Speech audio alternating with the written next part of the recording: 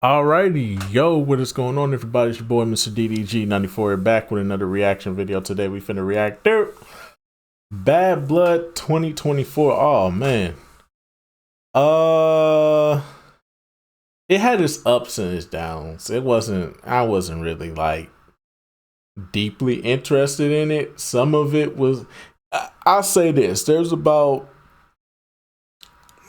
three matches that really stood out, even though I don't think it was that many matches, but it was three matches that was pretty good. But the rest of them, uh, some of these stories should have died here. Like, we should have had a resolution for a lot of these stories here. Now we just egging them on, but I'm glad we got three storylines out the way. The three matches where they storylines pretty much concluded. Um, those were probably the best matches. The matches that are pretty much going to continue in. Yeah, yeah. But without further ado, man, let's get right into this. Bad Blood has returned after nearly 21 years. Actually, after nearly 20 years. All three of them had cell matches, and for the most part, I'd say, all three of them brought closure to said feud. It's been a while since Bad Blood's been around, 21 years obviously, so WWE's gonna change it. This event wasn't exactly hype for me personally. I wasn't very interested in many of the matches on here. I was looking forward to some of the implications, especially the Hell in a Cell match. Like, that was obviously interesting to me, but other than that, I just didn't care much about the matches here. It was a star-studded night. There was a bunch of celebrities around, Atlanta rap icons. Jade Cargill and Bianca Belair hosted the show, but they didn't hover over the show much. A lot of legends on here, Tully Blanchard, Arn Anderson, half of the original Four Horsemen, Diamond Dallas Page, Bill Goldberg, Scott Steiner, Mickey James. They had a lot of people around here. Alright, I don't want to waste time, let's get into it. Okay, the first match on the show was a Hell in a Cell match between CM Punk and Drew McIntyre. The best match of the entire show. Best match of the entire show by far. Jesus Christ, they went to war. Hey, what are you doing in the camera? Get your ass back. This microphone be hard-headed. You always want to be in the camera. That's unprofessional. You can't do that. Can't do that. You cannot do that. You cannot be in the video. I'm sorry. You're useful to the video, but you can't be in the video. Come on, microphone, get it right. But nah, this by far was the best match of the night. Not even up for debate. They went all out, bro. Best match of the night by far, bro. Storytelling, the violence, everything. This was attitude era levels of WWE, bro. And I loved it, bro. And as much as I hate CM Punk, this was a great match. A feud that needed a structure like Hell in a Cell to end it. Punk and McIntyre's feud dominated TV time throughout the year, and week after week it would slightly increase and top its previous trajectory. It clearly needed an ending. A proper ending to wrap it up, and Hell in a Cell was the answer. This match was filled to the top with the violence. It's one of the most violent WWE matches seen in years. I can't really think of many that brought it like this one. Punk and McIntyre didn't really hit wrestling moves until the final. I say the last most violent match I've seen in WWE.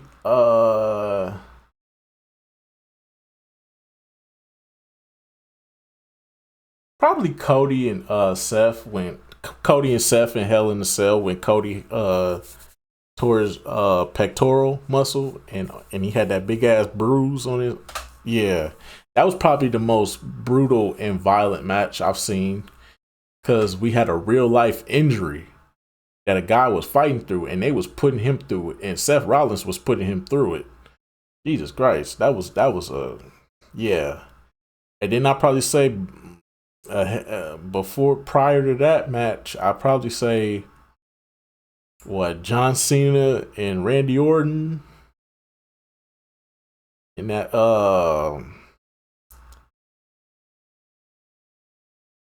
what was it, an I Quit match or a Last Man Standing? I don't remember. It was the one when Randy Orton tried to blow John Cena up when they was at the stage. He kept pressing the buttons. He kept smashing down on the buttons, and then the pyro on the stage went off and almost killed John Cena. final part of the match, and that tells you all you need to know about it. It brought the best qualities in CM Punk, his true potential during this era of his. In AEW, it's well known that his final form always comes out during violent matches. WWE seemed to notice that here and basically gave him the free reign to create an absolute war-like match. Drew's performance shouldn't be understated at all. This man was a cold-blooded heathen who only intensified under the structure. The regular set was back as well, which helps slightly, but other than that, I didn't think anyone had a chance of topping this because it was a full-on fight and paced and done in a certain way where it was a finale. They gave it their all out there. Blood, sweat, and tears. The blood was a welcome surprise that ironically added more color and respect to this match. I feel like, why do you mean ironically? Because blood is color technically. Storytelling was good. They weren't holding back punches. They brought wrenches, beads, tables, and I was all for it. Did I laugh when McIntyre brought out that bag? Yeah. I did think it was kind of goofy, but it is in the storyline. It's told in the story, obviously. He's trying to remind him of his family, the bracelet he ripped and all that, but just wanted to mention it. CM Punk scored the victory after bringing out his very worst, and my favorite part was him grabbing that wrench and using it as a weapon. I like that, and his emotion got the best of him. Drew was too busy dealing with mind games that he didn't realize that a part of that would fuel CM Punk and get him to victory. It did, and once he got out of there, the moment he got out, he collapsed. That in itself tremendously sold what Hell in a Cell should be about. It brought a certain level of legitimacy and honor back to Hell in a Cell. And again, we've seen it throughout the years. You know, obviously some Cell matches would not deliver that much, but when they do, they were great. This one is obviously the latter. It was wonderful. It was one of the best executed Cell matches and definitely one of the best ones in recent years. Easily one of the best ones in recent years because it did its job. It was a finale. It was a big feud. It sold everything that the feud should be about. Okay, the next match is the WWE Women's Championship. Nia Jax defended. This is the worst match of the night. Sloppy. Just sloppy from Nia Jax. Nia Jax was sloppy in that ring. She tried to do like a Hurricane Rana. Like Bayley tried to powerbomb her in the corner. And she tried to do like a Hurricane Rana, but failed miserably at it. Oh my God. Terrible match. Worst match of the fucking night by far. Worst fucking match of the night by far. And Nia Jax has actually been putting on great matches. Not 5-star matches, not top tier matches, but she's been putting on great matches. This match right here, fucking terrible. And it was all Nia Jax's fault. The title against Bayley. Very so sloppy. Nia's comeback run has resulted in plenty of success and prominence. I didn't think it would be that way. Not even close. Bayley was stuck in between the drama between Miss Money in the Bank Tiffany Stratton and Nia Jax. As for this match, it wasn't perfect. Obviously, there was moments, of course, there, but I personally thought it was better than SummerSlam. It wasn't a favorite match of mine on the show, but it had higher work rate and more effort put into it. Bayley felt way more lively here as opposed to SummerSlam. Nia was trying out different stuff. The story with Stratton clearly played a huge part here, but I noticed that they worked really hard to get the crowd into after that Cell match. The result was clear as day. I didn't doubt for a second that Nia would lose. Obviously didn't think Stratton would cash in here. She tried to initially, but felt bad about it. Nia didn't see it that way and ended up finishing her work herself. But more tension between Miss Money in the Bank and the Women's Champion. Obviously, they're going to drag this storyline because long-term stuff, obviously. Doesn't mean that's a bad thing, obviously. I'm just saying, like, it's going to be long-term. Bayley delivered here. I don't know what they're going to do with her from here on. Maybe she's going to do something with Naomi for a bit before they feud, of course. So we'll see. The next match was between Damian Priest and Finn Balor. Plenty of jealousy and contempt for Damian Priest. I like the pacing of this match. I like how they were really like beating the shit out of each other, but at some point you gotta eventually wrestle. Wasn't a lot of wrestling going on here. It was like they were just going blow for blow. Like it was like that's cool for a certain extent of the match, but when you do that for a majority of the fucking match, before we get to the climax, but this was still a good match though. Still a good match, but I just prefer that there was more wrestling involved, you know what I'm saying? A couple of suplexes wouldn't hurt, a couple of DDTs wouldn't hurt. It was just like we going blow for blow. I'm gonna hit you with a big elbow, big forearm. I'm gonna come back with a drop kick and a kick to the face. Like I wanted to see a little bit more than just them going toe for toe, blow for blow with each other. Didn't like the fact that his title opportunity a year ago. But I do understand the premise. I do understand the story they was trying to tell. But give me some more wrestling too.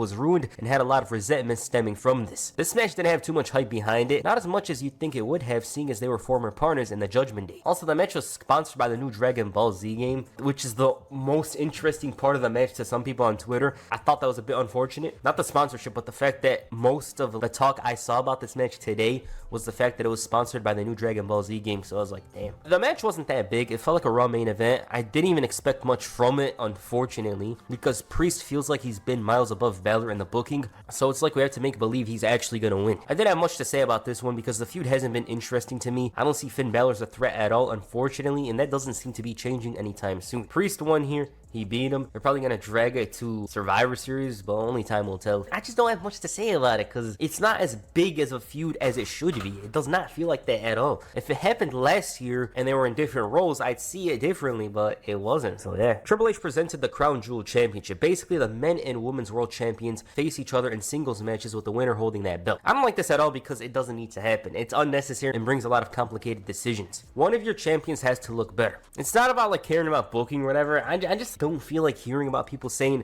Gunther lost or Cody Rhodes. Like, that match, it's gonna be good. I like the action though. It looks like Rhodes and Gunther are gonna face off, which sounds very interesting to me. I actually thought it'd go down differently, and who knows, maybe it'll serve as a precursor for their future feud. It'll be good. It's gonna be a good match. I'm interested in that. I just don't like the idea because they always do those cop-out decisions. I just don't like cop-out decisions at all. Liv and Nia seems different though. I think they'll actually have a result to it if it happens, a clean one, but we'll see. They teased up. Yeah, Nia Jax better beat the shit out of Liv Morgan. That should be a squash match.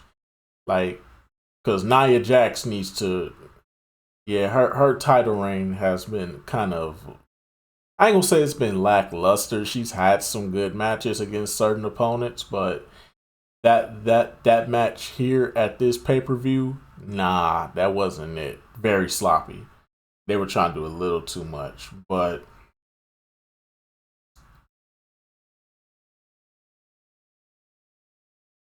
as far as this goes, I hate to say it, but I don't think we never gonna get a traditional Survivor Series ever again, because they keep doing the War Game shit, and it's like, how many times we gonna do the War Game shit? It was cool the first couple of times, but make the War Games things. Let's not make it traditional with Survivor Series. Let's take Survivor Series back to its original roots. Elimination tag team matches.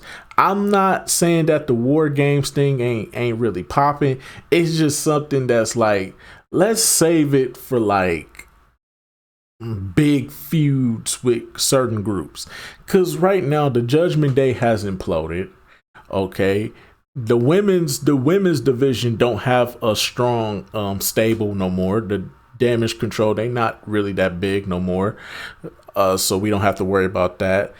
The Bloodline thing, we don't need to drag that out. We really don't. We do not need to drag that out again. We did the Bloodline War Games thing 2022. Yeah, let's not do that again this year. Like, let's go back to traditional Survivor Series matches. I would have preferred to see how they was doing it beforehand, around like 2016, 2017. Have the WWE champion go up against the SmackDown champion, go up against the Raw champion. The Intercontinental champion faces off against the United States champion. The tag team champions go after each other, for each brand go after each other. The women champions go after each other. I would have preferred for it to stay in that realm for Survivor Series, because because you've been building up these champions damn near for a good chunk of months. At least let them fight each other. Let us get that dream match at Survivor Series, and now you make Survivor Series a very anticipated, you know what I'm saying, a very anticipated pay-per-view for when we get there. But instead we're gonna do War Games again. What are we gonna do with War Games now? I hope we're not doing no brand split War Games where it's fucking SmackDown versus Raw again. I hope we don't do that again. I hope that's not what we're aiming for here, because I'm kind of getting tired of it, and the fact that they doing champion versus champion at Crown Jewel, Yeah, Survivor. We're not going to get a traditional Survivor Series ever again, sadly. A potential Gunther and Goldberg match with the world champion saying he hopes that Goldberg is a better father than he is a wrestler. He almost Fuck Goldberg. Had a fight with him, but security blocked him. You know for a fact that Goldberg of 2003 would shove all of them and push them away like tree leaves. It's clear as day. Fuck Goldberg. Sami Zayn took advantage of this, and the takeaway from this segment is that Saudi Arabia are still going crazy with the offers. Goldberg just might get his match sooner rather than later, and if it was 2021, I'd be worried, but I'm sure it won't end in a shock result. Other than that, it might be his final match ever, and if there's one man on the roster that could do something with him, it's the ring general. Once they showed Goldberg in the audience, I was like thinking to myself, how would a Gunther and Bill Goldberg match go? Because it seems a bit complicated. Their styles are very, very different, so it's weird. I hope it's a squash match, and I hope Goldberg get fucking injured. To even think about. We'll see how it goes though. The next match is the Women's World Championship. Liv Morgan defends the title against Rhea Ripley with This was an okay match till we got to the end. Once we got to the end and Dominic opened up the cage and was hanging from the cage and Rhea started hitting him with the kendo stick from the cage and all this other dumb shit.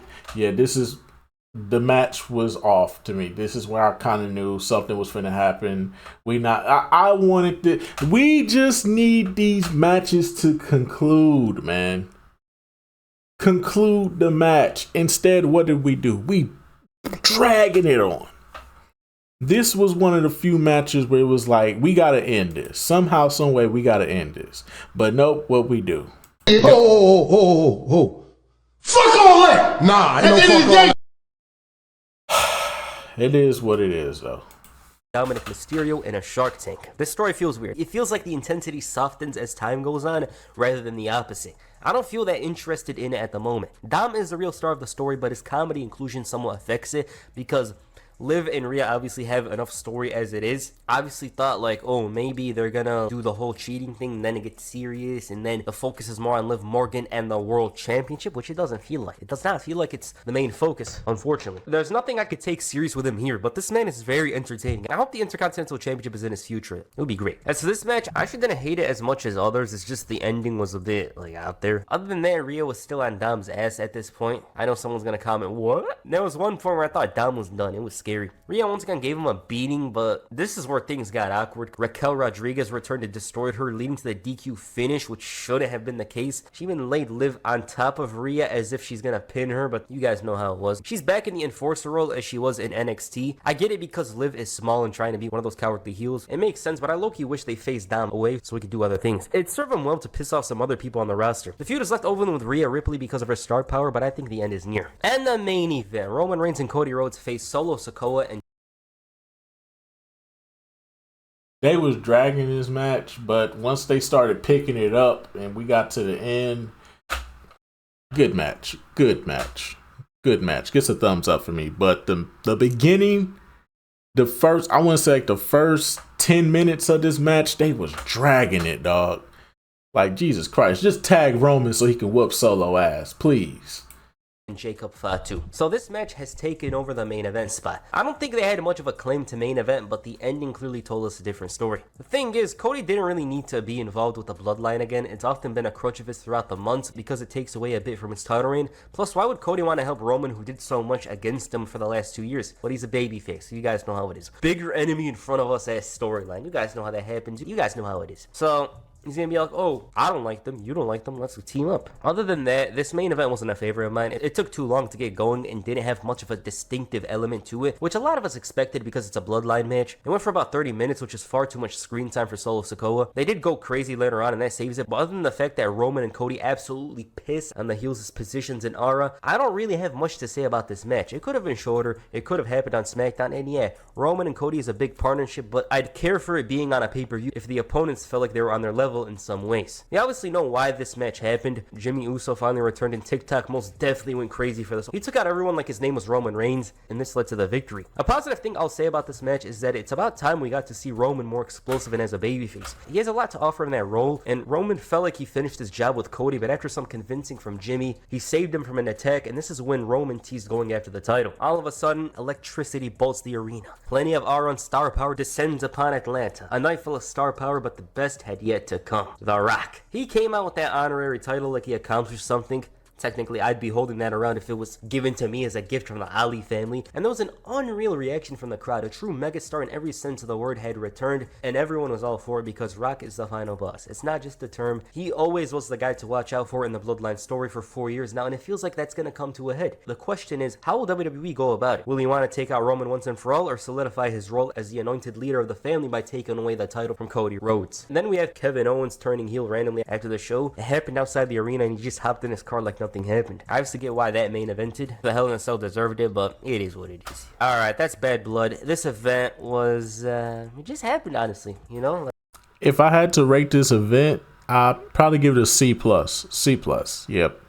C+. C+ pay-per-view. Started off great with the Hell in a Cell match. As it went on, just up. That last match though, yeah, with The Rock coming out, and I saw on Twitter that